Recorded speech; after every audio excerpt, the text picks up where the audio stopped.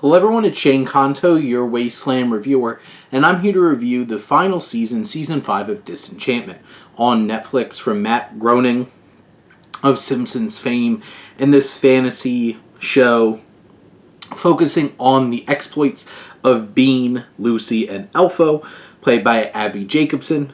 Eric Andre and Nat Faxon finally comes to conclusion as Bean, Abby Jacobson's character, must finally go toe-to-toe with her mother, Queen Dagmar, played by Sharon Horgan, and finally bringing all the chaos to an end.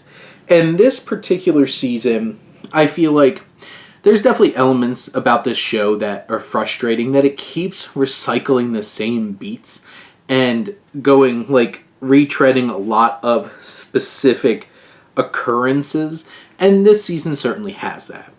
There's definitely a lot of moving pieces as well. There's so many characters with so many actors, from Richard Ayoade, Matt Berry, Noel Fielding, Billy West, that all have elements of, and David Herman, that feel like they're just kind of there. Even King Zeg, played by John DiMaggio, I feel like really gets sidelined in this season too. There's some big moments, but it feels like the same kind of beats over and over again. What I appreciate about this season is Bean, who has this love with this merwoman. I really buy into it. I really buy into their dynamic. It brings a lot of emotion and brings some weight to this battle with Dagmar. And Bean gets angry. She gets pushed to a place using the magic that she control, and finally having the last couple episodes from pretty big confrontations with her mother that are exciting and thrilling. You have this whole entire big thing with the elves and everybody, and I feel like Elfo finally gets some love on his end too, getting himself significant other, which is a nice touch for this season.